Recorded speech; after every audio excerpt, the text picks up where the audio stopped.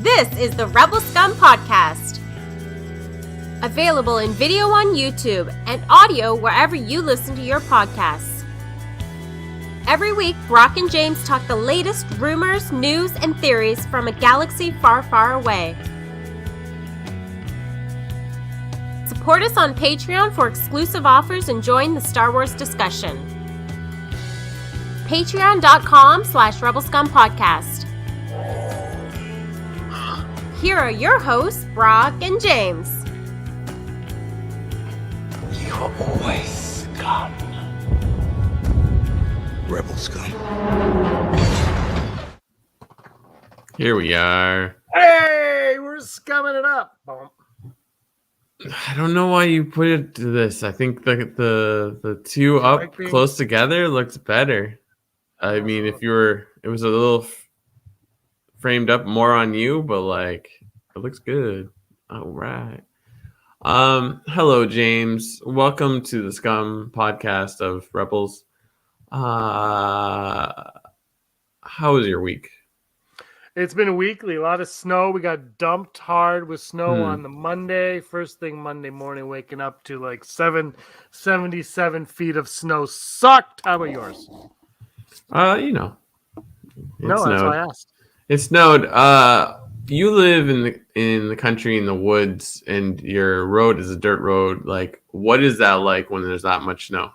Actually, I was telling your old roommate Daryl. Wow. And his GF, it's surprisingly a billion times better than living in the city. And we had the plow came twice on Monday. Yeah, the plow. I've never lived somewhere where the street's not an issue. Like the plow came twice on Monday, twice on Tuesday, I think. Like every day the plow's been here. There's no need for the plow now, but the plow's still coming on this road. So it's like, yeah, it's smooth. Like you go out there, it's better than it is in the summer. So it's actually, I don't know what it is. Maybe we pay our taxes. I don't know, but because I don't. But I don't. Yeah, it's surprisingly easier to get out of my house here in the middle of nowhere than it was when I lived in Brampton. It would be like 6 weeks before I could leave my house after a snowstorm. So, yeah, that's how it is here. I was gonna say, like, that sounds like a hard-boiled detective movie. It's like the plow comes twice. That's right. The plow came twice.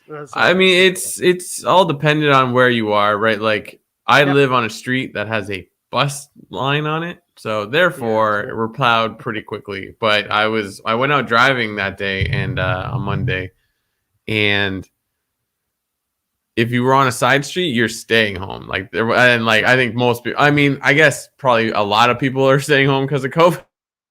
Like there was no one that had attempted to leave some of the side streets I passed. I'm like, oh, okay, here we are. But I looked forward to the Book of Boba Fett. I shoveled a lot. I did shovel a lot because my driveway is way too long and I have the plow got working, so we got the plow going, but or the blower, not the plow, the blower. A guy on my street had his tractor out, just tractoring the snow off of his driveway. I was like, man, envy your tractor. But Brock, we should just get into it.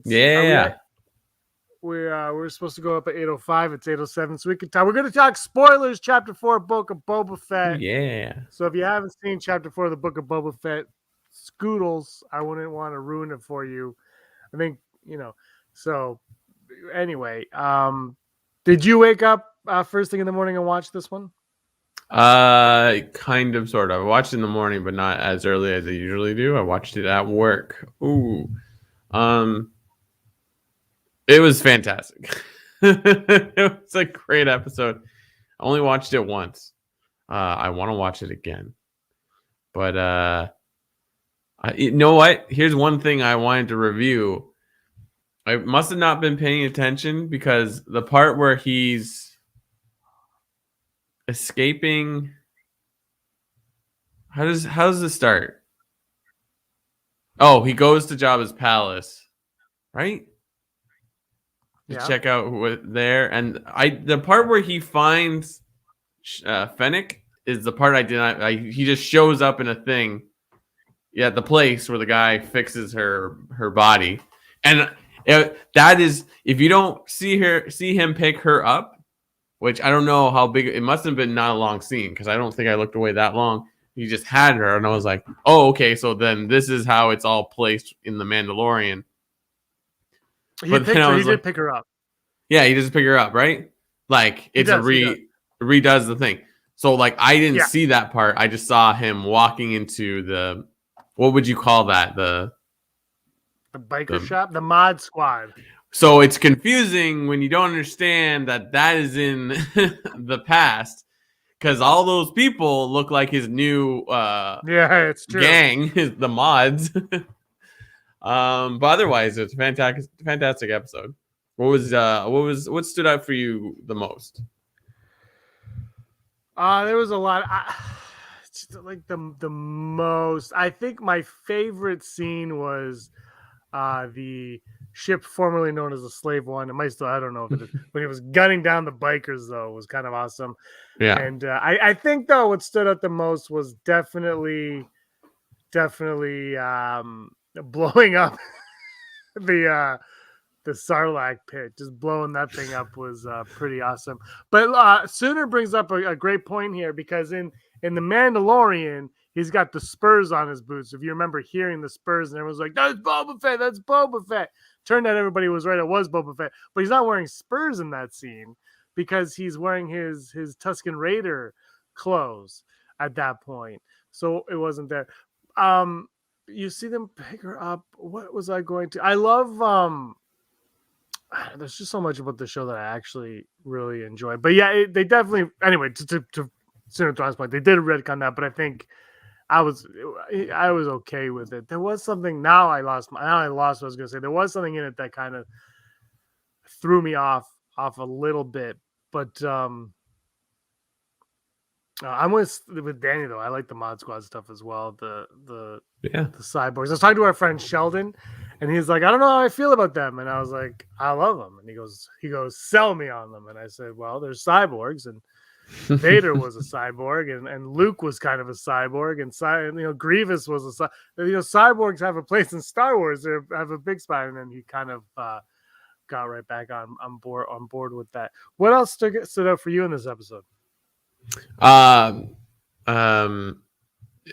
What stood out for me immediately was I was like, wow, this episode has gone so fast. I thought like the whole episode was just going to be a flashback. Like the whole scene with him finding Fennec, saving Fennec, and then they getting a plan to get the fire spray gunship out of Jabba's palace.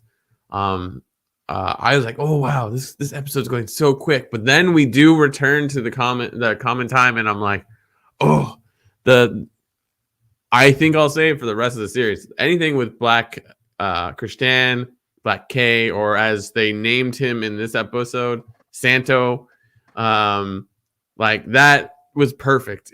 I think I said to you in text, it's weird. He's like better than Chewbacca, not in like character wise. They're both unique characters, but just something about the costume just looks better. And maybe that's just because Chewbacca's been around for so long and we've seen the evolution of what they can make him look like.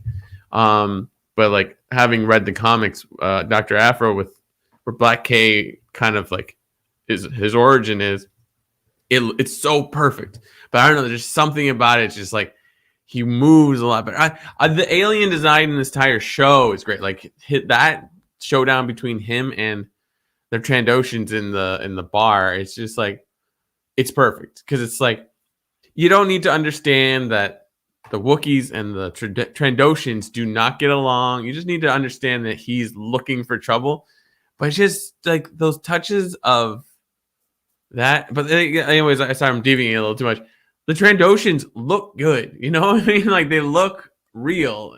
Like it's great. So I think the standout for me is like that throwdown in the bar and like how he's like they all have like without saying anything, Black K is like, I have a code.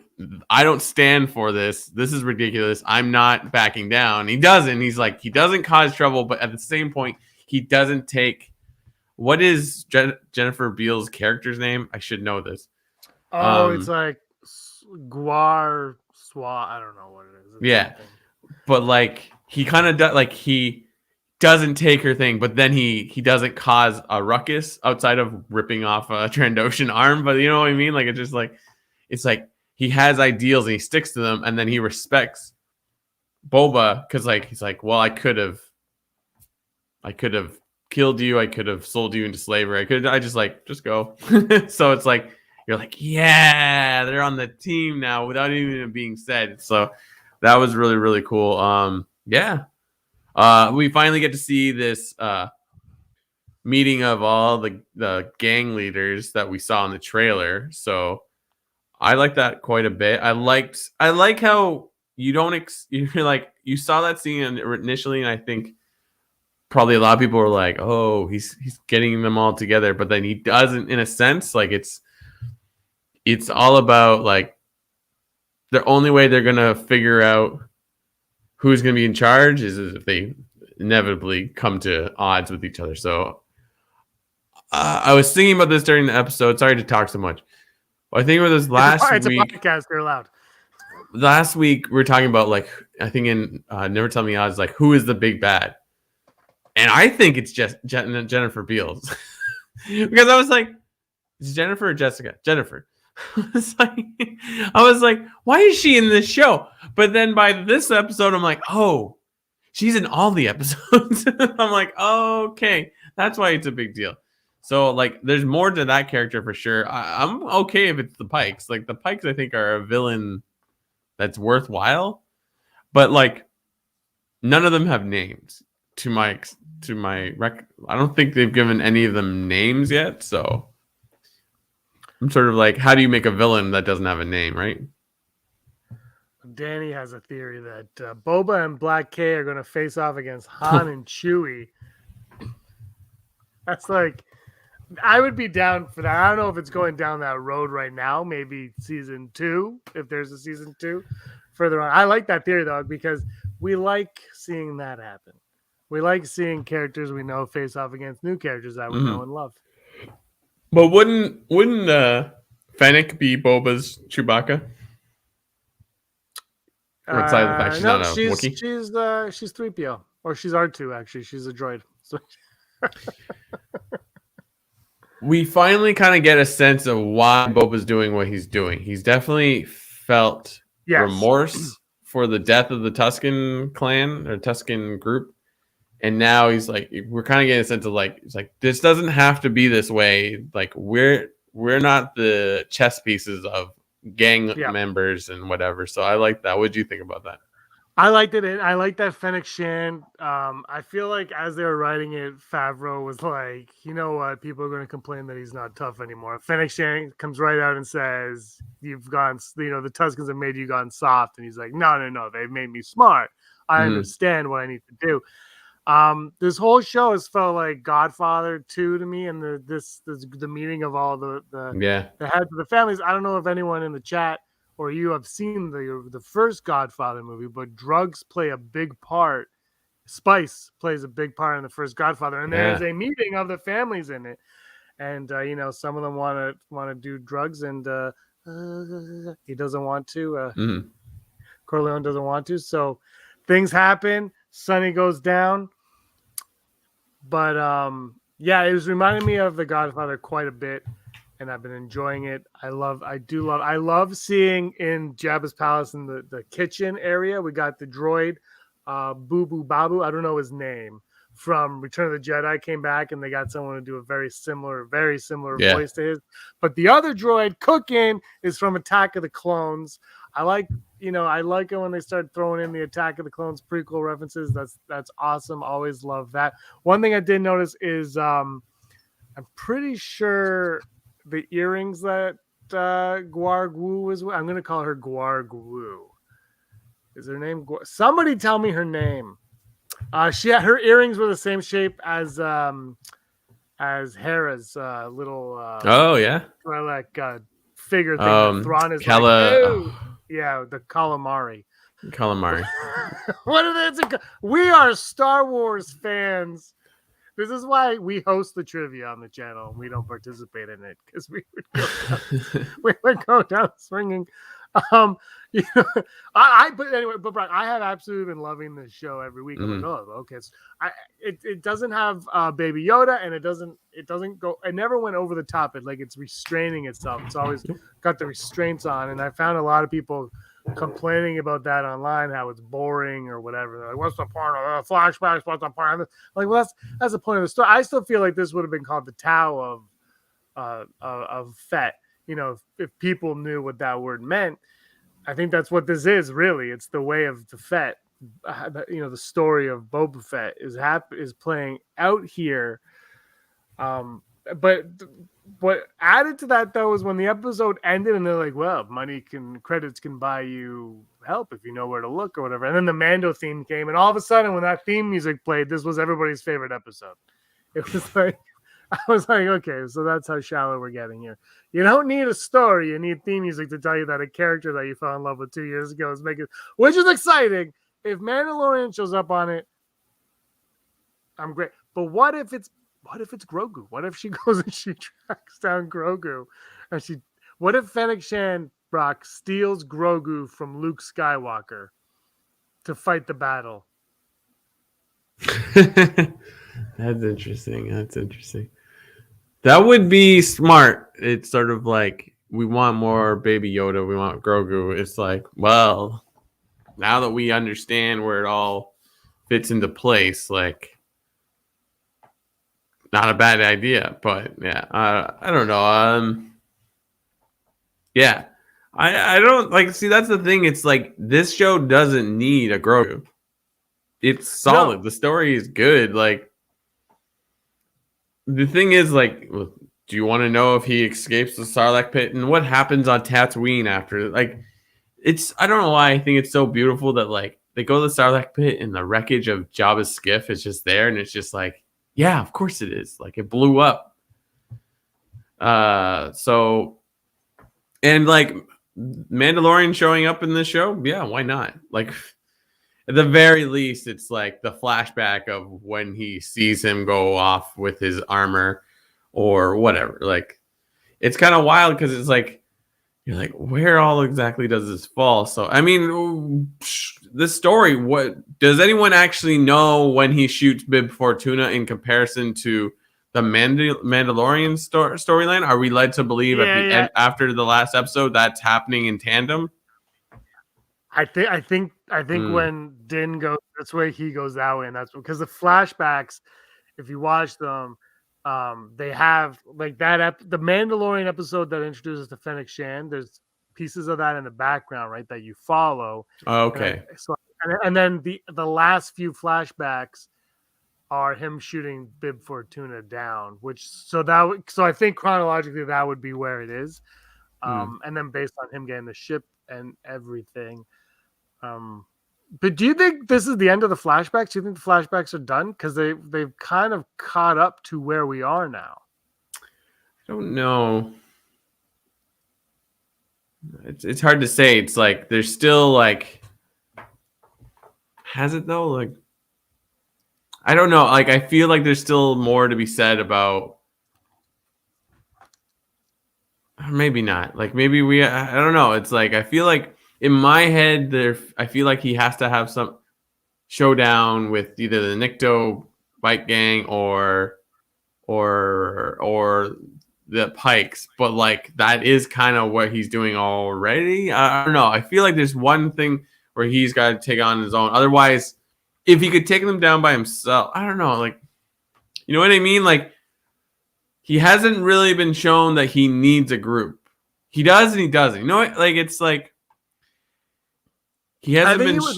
He understands the importance of having a group, not the need to be a tough guy with a group, but there's power in numbers, right? To quote the greatest movie, "It's a Wonderful Life," no man is a failure who has friends, Brock, and he's learned that through the ways of the Tuscans. Can we go into this one right here from Danny? Feels that likes building, blah blah blah, but wishes blah blah blah, but wishes presented as a movie rather than a series. And this is something I want to talk to you about. Not this exactly, but something similar to this, because Hawkeye had episode 1 and 2 release on the first day. Peacemaker had episode 1, 2, 3 release on the first day. Rumor is Moon Knight's going to have the first 2 episodes released on the first day.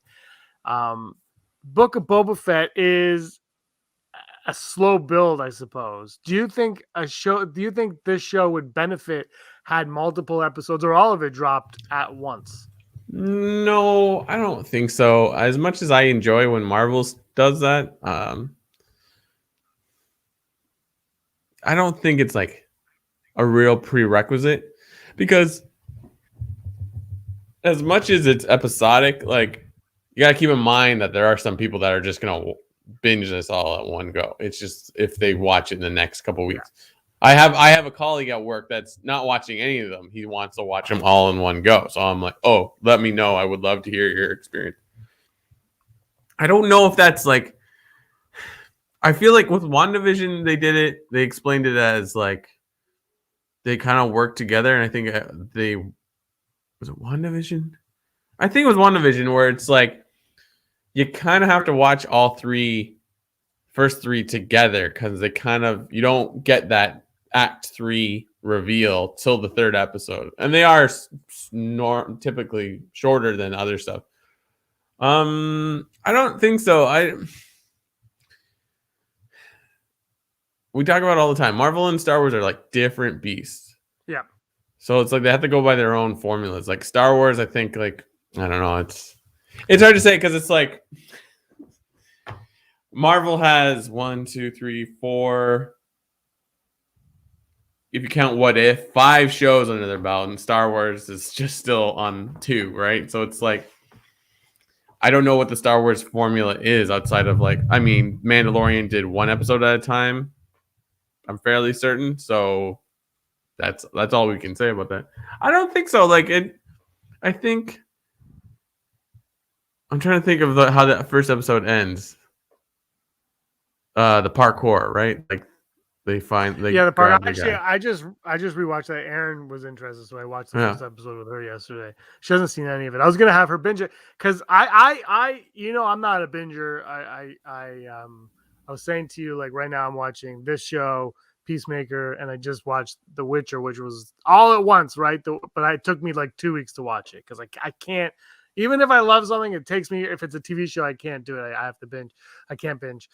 But this, of all of the 3 Star Wars seasons we've gotten on Disney Plus, this one I do think, not for me, but I think this is the most bingeable one, where it is telling one elongated story. Because the Mandalorian, the one thing I love the Mandalorian to death, but I personally think that this is a stronger show. When it's all said and done, I think it's going to be strong. My thing with The Mandalorian is by season 2, like partway through season 2, is like, okay, all it is hopping. Okay, this week we're on this planet. This one, it's like, like Lost in Space. Like, we're on this planet, and we're on this planet, and we're on this. And I was kind of getting tired of that when that one was going on. So that one to me, like, weekly kind of makes sense. Whereas this one, he's not hopping from planet to planet. It's all one. So it is, like Danny's saying, it is kind of a movie in a way. So I think not for me again, but I think for mass audiences, this might have been one. They're not going to, because it's also the thing with weekly is they want you to keep coming back each week, right? So this show's kind of smart that way, where you're like, oh, it's slow, but then you're still going to come back because it's Star Wars and it's Boba Fett. So it doesn't matter how slow it is. They know you're going to come back, and then eventually I'm sure it's going to pick up for everybody. But this was one that I think will benefit from a binge watch as one long 4-hour movie or whatever. I mean, that'll just be as long as the new Batman movie. So like, that is one. That's how I feel about this one. Is as much as I'm a weekly guy, I'm liking it weekly, but I do think for mass audiences, for especially and look, Brock, we're in a world like a post Netflix world where I just mentioned Witcher, Ozark, Stranger Things. These things are dropped. And Ozark's coming out tomorrow. Aaron's excited. It'll be done. She'll be done by Saturday afternoon. You know what I mean? Like that's how people watch things now. And so a show like Boba Fett, which is kind of slow and drawn out, for someone who's old like me, who enjoys, like I said, Star Wars is my favorite when there's no talking. That's not modern enough for today's audiences who are Netflix. Let's Netflix and chill, right? Let's sit down and binge watch this show. That's not what that means. I know what it means. Yeah, I don't know. I enjoy it, and I've said it before. It's like I like looking forward to Wednesday. It's like yeah. It's it's like New Comic Book Day, which happens to be Wednesday. It's just like, yeah, I look forward to this day. I make a day of it. I make a point to do this thing. So it's great. But Netflix, you have the entire season of The Witcher ready to go. So it's like, are you gonna watch it all in one go, or are you just gonna watch one episode a week or every couple days or something like that? So, well, you know me, I maybe one a day. If it drops all at once, I think I could do 2 at a time is my limit. Usually I do 2 and then I'm like, okay, let's move on, find something else to watch and enjoy. But I don't know. I just think like we have Sooner Thrawn saying episode 1 and 2 should have dropped together. 2 is really good. 1 was okay. I saw a lot of people saying 1. I was blown away by episode 1. And I think part of what it was like you said, the beginning was great. And then it was so restrained, which is what I'm kind of, I'm over like nonstop CG action. And I honestly, when they all sat at the table talking, I'm like, oh, this is what I like now. I'm old. I don't know. When they start fighting it, I'm not crazy about it. Well, Boba could go on for 3 more seasons, and I'd be good. Just reading the chat. yeah, absolutely. Yeah. I think I don't know. I think the story here is and people are to the Fennec Shand point where she's like, you've gone soft, and people hated this Boba Fett because they thought he was soft. I think this is a way more intriguing story than him just being a badass bounty hunter, because we kind of like have that with the Mandalorian, right? Like he was kind of like the badass bounty hunter in that first episode. Like, I don't know. It's a character study in some ways, and it's Boba Fett. Like, let's be honest here. He got killed by a blind guy and it's eaten, So it's like, it's Boba Fett. He looks cool. I like that they're bringing it back. Heidi just mentioned, I don't trust the Phil Lamar character. Brock, I don't know if you remember Phil Lamar from Mad TV, from Fox. Oh, I do. Mad TV. He voiced, I believe, the Green Lantern in the Justice League cartoon. He's all over, but I was a big Phil Lamar fan growing up. And he did the voice of the Pike last week. Yeah. Or 2 weeks ago, whenever that was. And he was, do you know which character he was this week? He was... You don't have to say his name, because God knows I don't know his name. He was one of the gang members. I think he was the Clatoonian. I don't know his name, but like, because that's the 3 gangs, right? The Aqualish, the Trandoshans, and the Clatoonians. All like, well, I guess not Trandoshan. Is there a Trandoshan in Jabba's palace? But like, these are all characters, and then the Niktos and the Weekways. It's like, I love seeing that, because it's like those are characters established in Return of the Jedi, namely in Jabba's palace. So it's like, it's cool to see that as well. Yeah, one thing I love about Favreau doing this is he's I think he even says this in some of the behind the scenes stuff that we've had, where he was like too old for Return of the Jedi. Like when Return of the Jedi came out, he was too old and cool for it.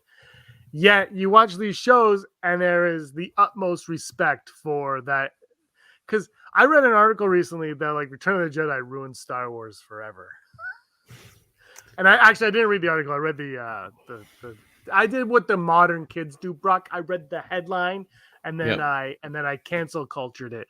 No, but I saw that headline and I was like, I didn't read the article because I knew what it was going to say. Because if you think about it, it's not wrong. I wouldn't say ruin Star Wars. I would say change Star Wars, because in New Hope you have like the aliens in the bar, and that's basically it. There's no more aliens in that movie. Like there's just none. It's like the Wookiee. Chewie's there, but really it's like Luke, Han, Leia, and Chewie, and then Obi-Wan doing his thing with Storm. There's no aliens. And then Empire Strikes Back, there's a couple more aliens, but then Return of the Jedi is like they like George Lucas just called the Muppets and said, "Come on over, let's make this movie." And that's when it kind of exploded, right, with Jabba's palace.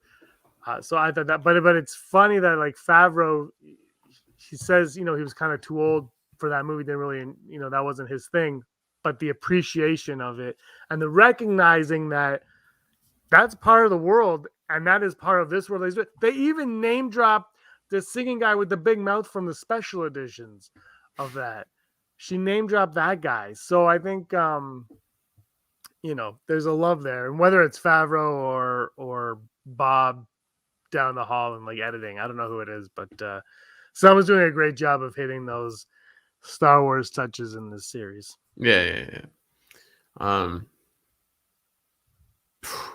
I saw something Mark Vermont Mike said in the chat. He's like, we should get Max Rebo to play, I forget what he said, one of the Sail Barge music, with Max Rebo's band. And like the fact that Jennifer Beals is like, Max, play a song, and I'm like, yes. Like, we haven't mentioned Max Rebo, I don't think. No, we haven't. I'm like, but and Disney is also saying that the R3X from Galaxy's Edge is the poker dealer. Like they bring things in from everywhere. Is that, and that's what, and this when Mando came out, I was like, what this is, it's not a movie, it's a show, and it's basically the EU that we used to read, but on our television. That's what this is. This is just, it's what we used to read. But instead of reading it, they're making it, and that's where we are. Technology-wise, that's where we are, and it's awesome to be here. You don't have to like everything about it. I'm not like I think it's the strongest we've gotten in a long time. I'm not gonna put it up against movies or anything, but I honestly think like Mando season 1. I love Quill, but I think that show grew as it went on, and I think this is part of that progression as well.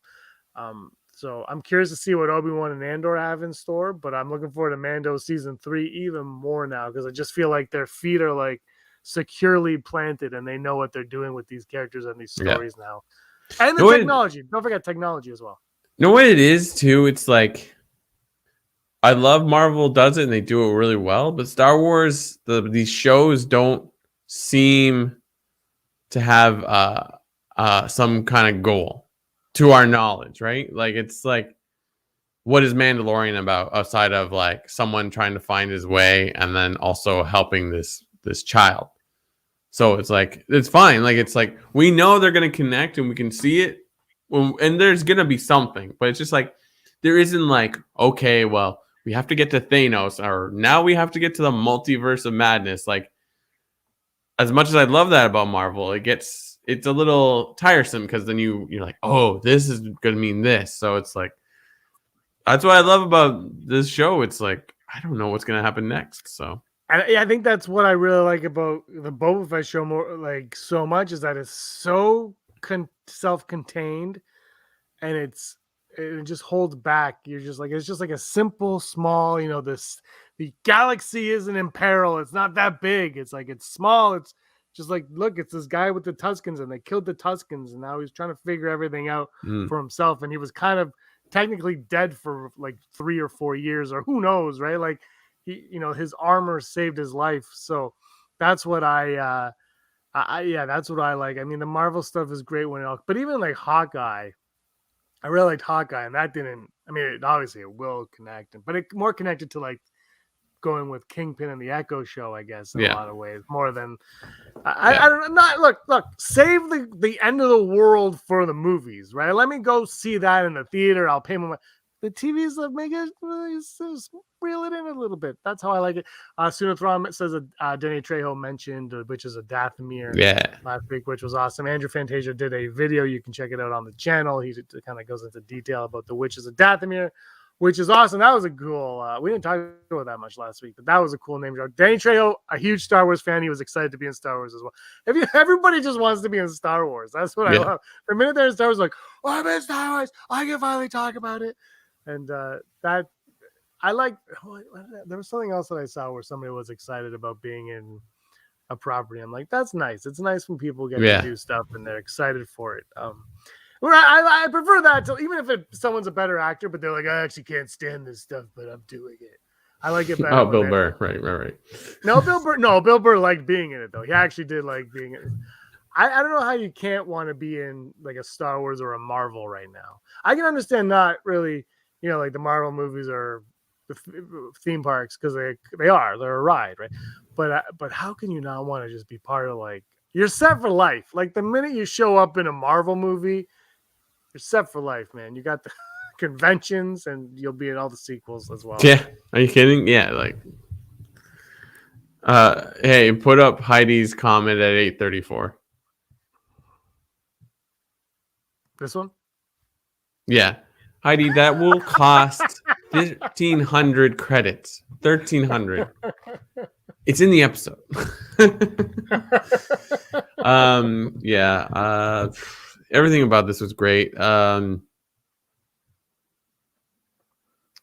love that little ball that Fennec sends into Jabba's palace to like just do. I'm like, I was watching that. I'm like, oh, this is gonna be a mechanic in a video game at some point where it's like it doesn't do anything, but it's like explaining the mission you're about to go on. It'll be a little ball that glows out all the things like or whatever.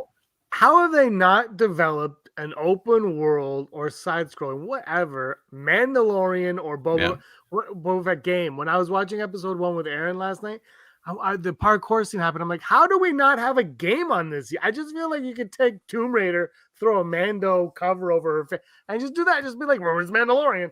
I don't get how we are this far into it and we have no Star Wars. And the only Star Wars game coming out is the one that everyone's trying to cancel because the runner of the company is like a racist or a bigot or so. Like, I don't really know the story. But like that's like 3 or 4 years away too. It's like, where are we, man? Like, the video game industry is the biggest industry on the planet, unless you're Disney. That's like they don't need it. I don't know. I just every time I watch, I'm like, how do we not have this yet? Yeah, I just don't believe it.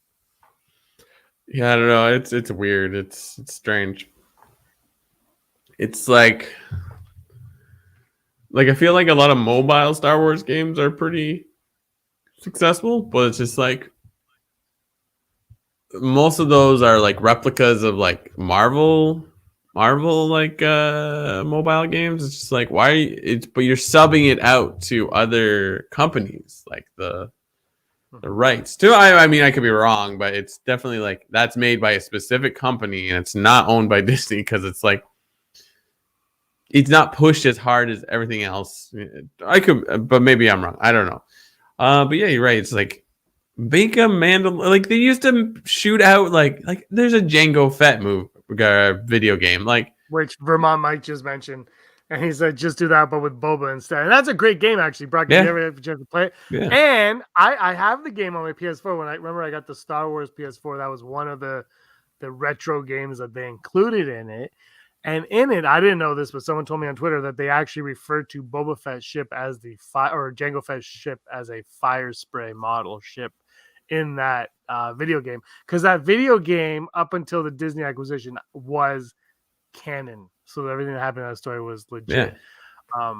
I guess it could still be. I don't know why it wouldn't be unless someone told a story about it. But yeah. So there we go. But I wanted to bring up Heidi's point here before we get to the odds, and that's I can understand why Qi'Ra would not want a ship called Slave One, but I wish there was an explanation for it. How did you feel about is this name gone for good?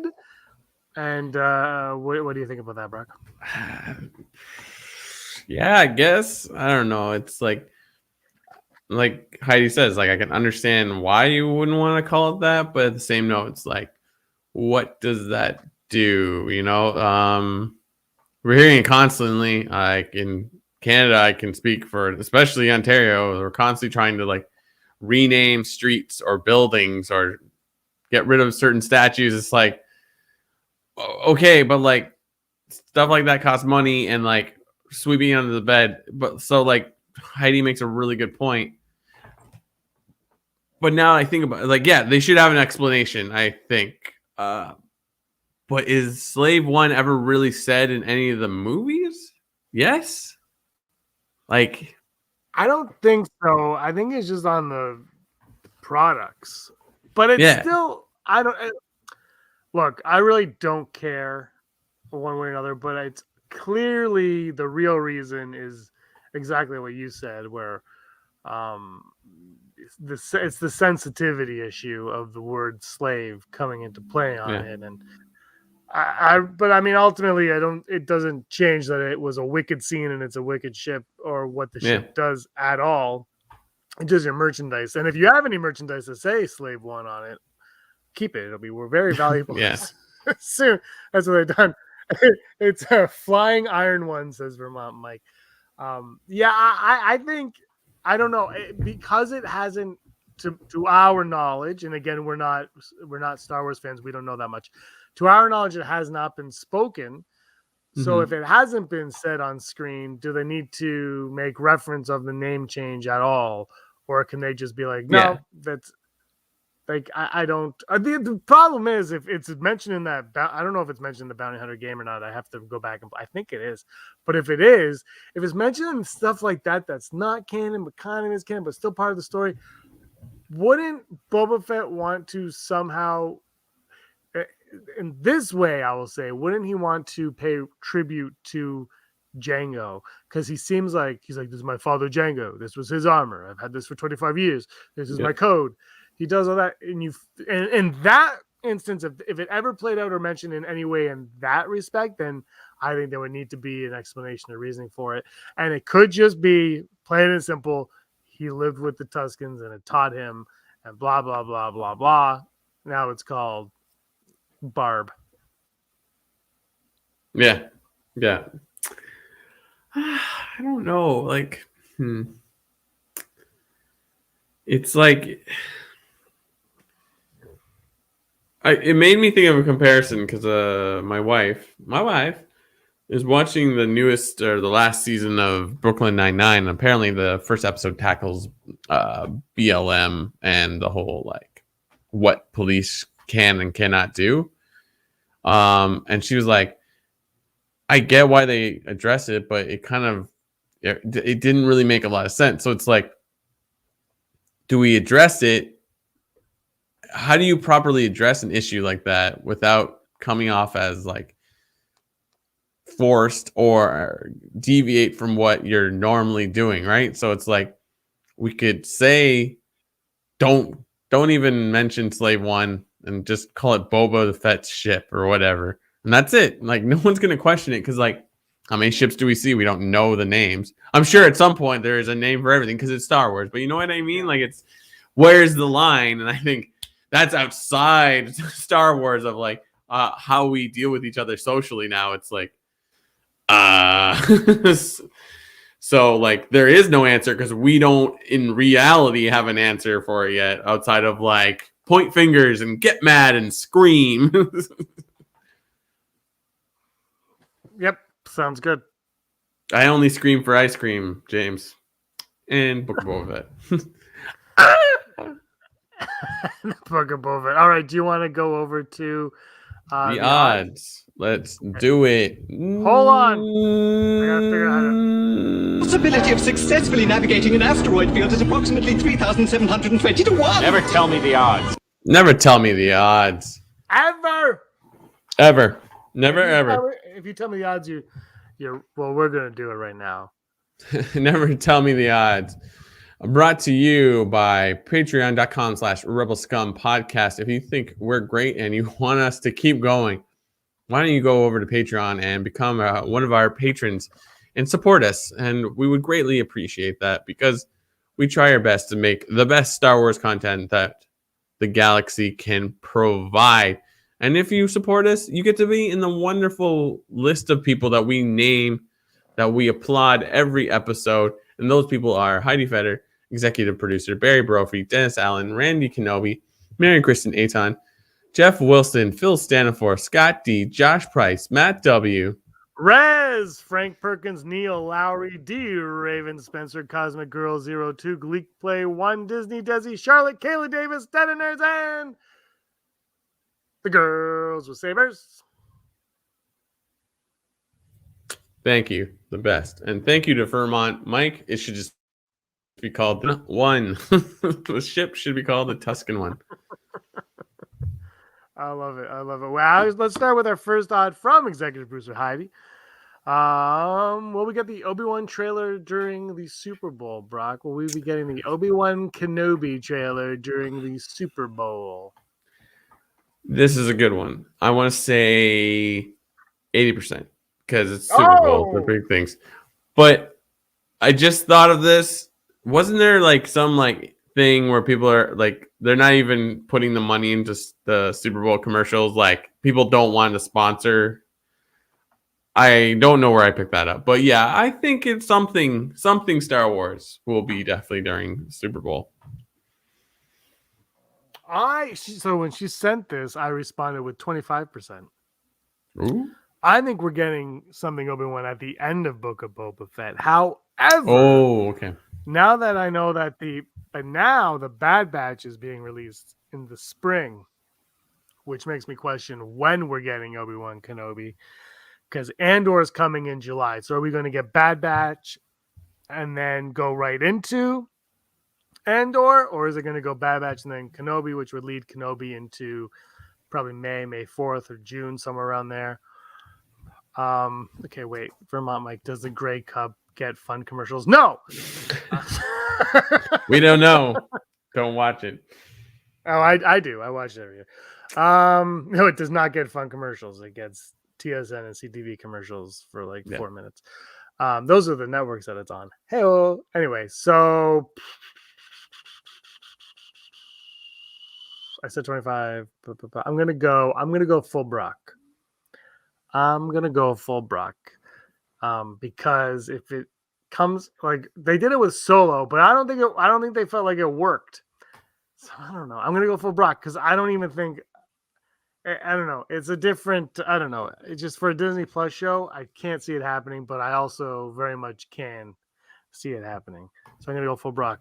And Heidi thinks that the end scene will be the Mandalorian, which would also make sense.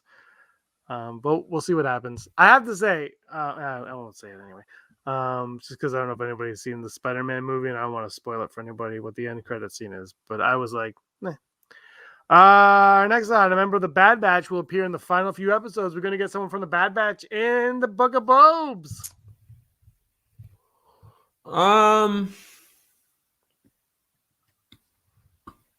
I want something to happen. I want Omega to somehow show up. But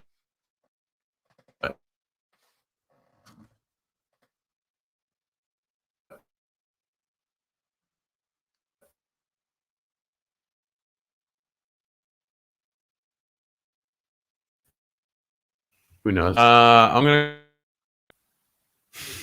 Did you hear what I said? I didn't hear anything. You cut out bad. I'm gonna go 40% on this because I don't think it's gonna happen, but I do want Omega to be in it. Yeah, I'm gonna go 32%. I don't even know how you get.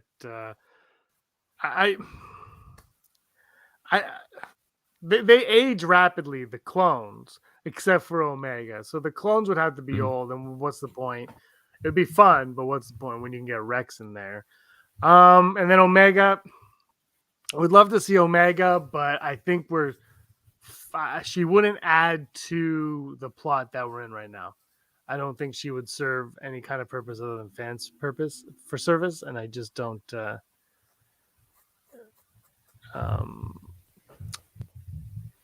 Yeah, so I'm gonna go low on that one.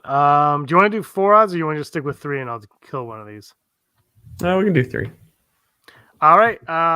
Let's just do this one. How about every time the odds? Water will return to Tatooine by the end of the series. It was once underwater. Maybe they're bringing water back. There's like a secret, like the Land Before Time, but it's all like water on Tatooine. This is Mas Aqua. I wouldn't hate the idea of them doing something like that, but I think it's too early. If it makes sense, the amount of times they go to frickin' Tatooine. I feel like if you do something like that, then it has to be in like a second season, and then your characters have to stay on Tatooine for a long period of time, or it's got to be 3 seasons, and at the end, like I feel like it's got to be like a big deal, right? Or at the very, very conclusion of a series. You know what I mean? Yeah, well, they can't be too much water because Rey goes back there in 20 years from now with. Yeah, there you go. But yeah, I'm gonna go 11%. Water's gone. It's gone. It's not coming back. Let's be honest. It's the those bowl things, and they're like, you have to acquire a taste. Could you imagine they do bring water back to Tatooine? It becomes a water planet, and they're like, but Rey goes there, and everything is standstill, and you're like, oh. The multiverse of Star Wars. We go crazy.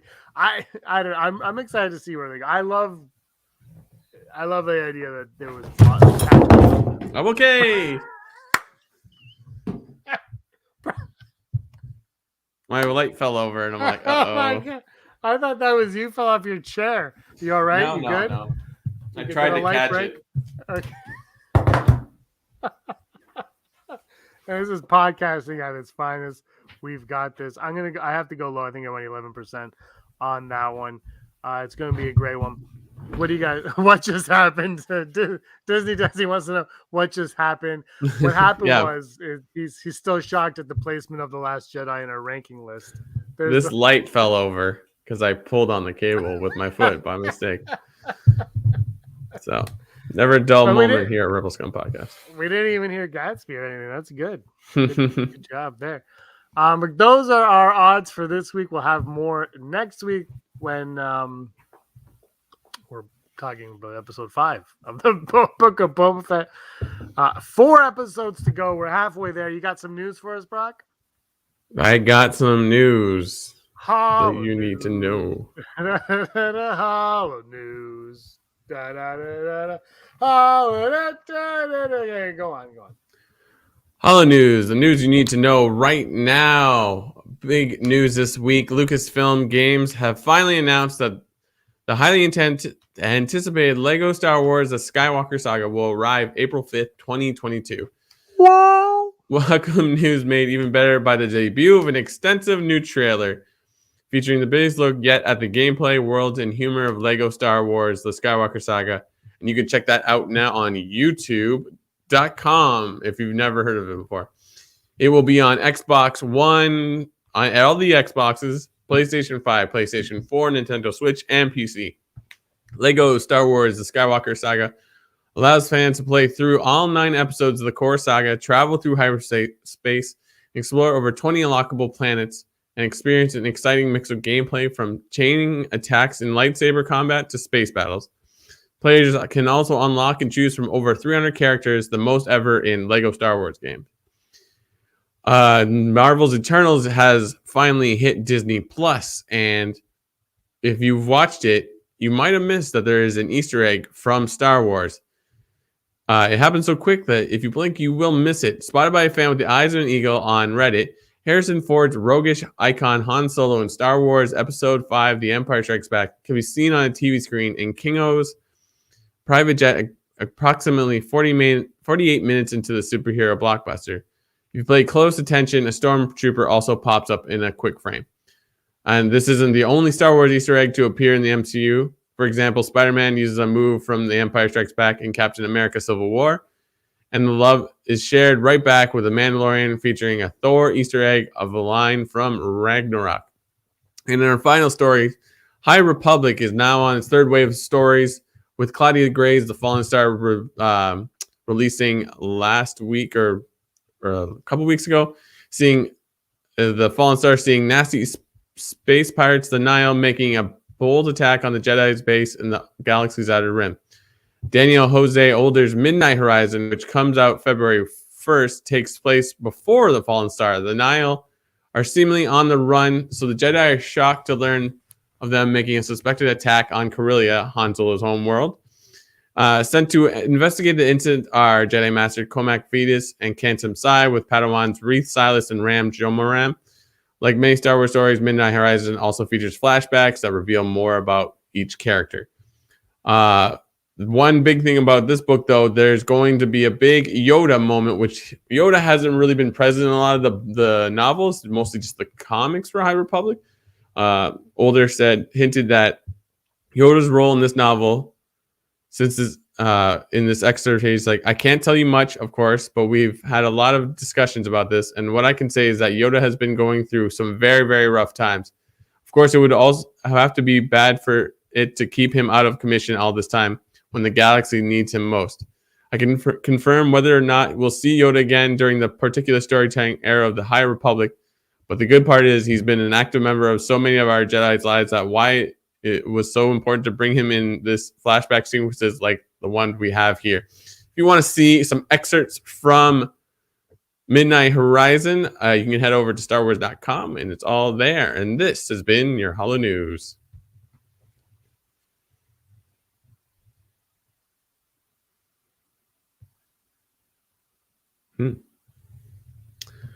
You're muted.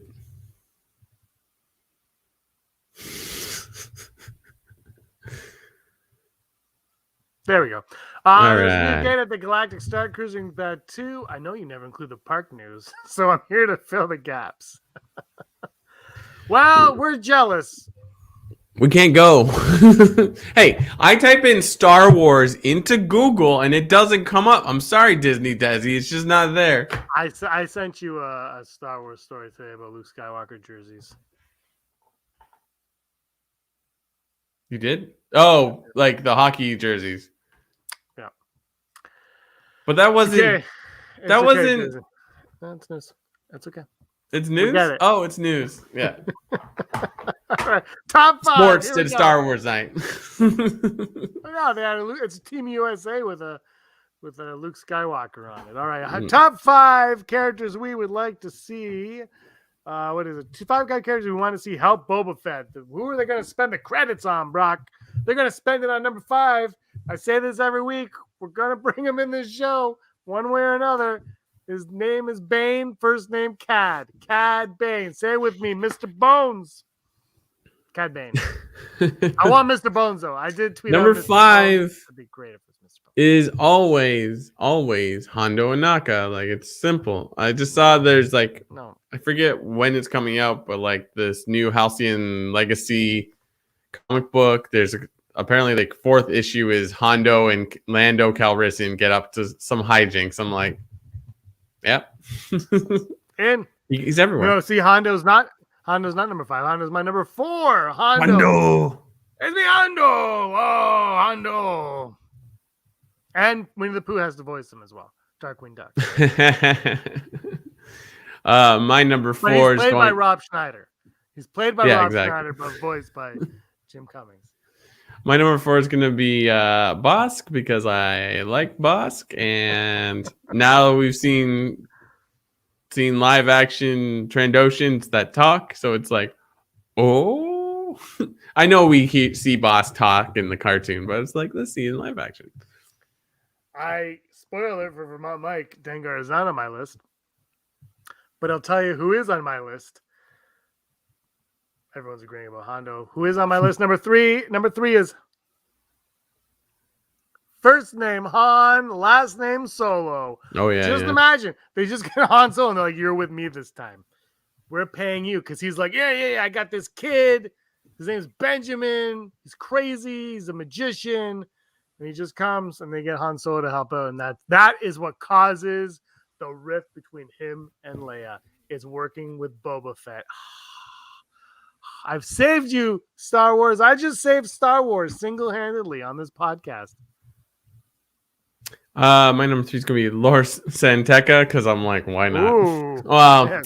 I guess there is a problem logistically of making that happen. No, you would get someone younger anyway. Yeah, I guess you could just age him like 10. Oh, I guess it's 20 years, right? Is it 20 years right. prior to that? Yeah. Oh, yeah, 15 or 20. Yeah, I'd say you could get somebody younger. Yeah. Why not?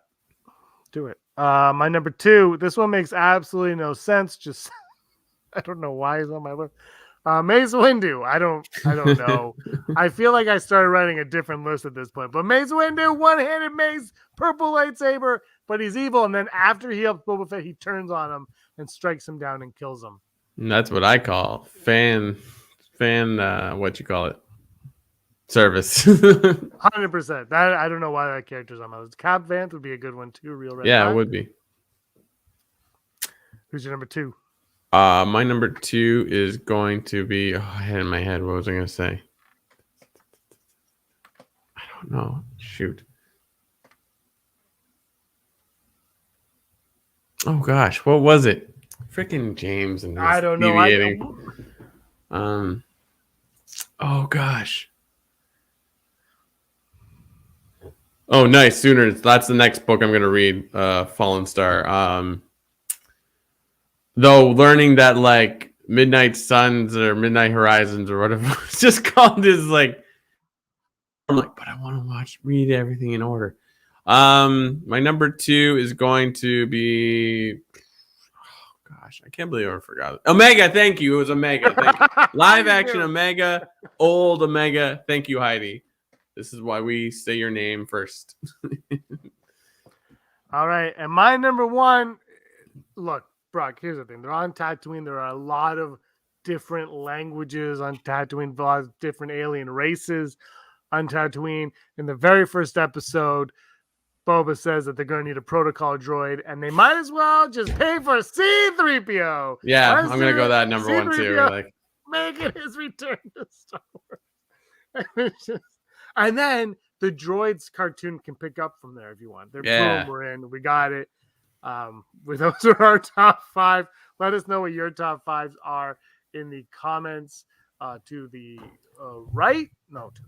this side here,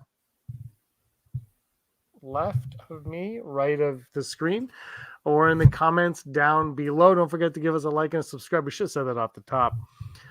But Star Wars is dead, as we say all the time, which is nice. I've been trying to knock it down for a while. We can get the story of where he got his red arm. That's actually in a comic book, I believe. Yeah, it is in a comic book. And the Star Cruiser costs too many credits. Absolutely. We'll be going one day, Brock. You and I, we're gonna pack up. We're gonna leave the wives at home, and we're gonna go on the Star Cruiser. They'll look after the pets, and we're out of here. But we got it. But this is 238. Wait. This just in on the presses.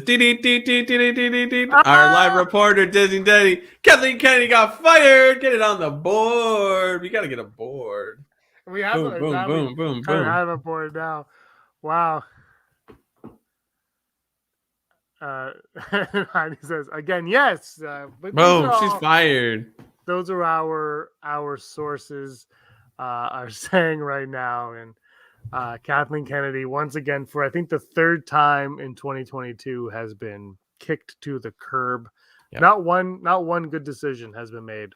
No, not one good decision. You know what happened actually is she had nothing to do with the Mandalorian, and she has everything to do with Boba Fett.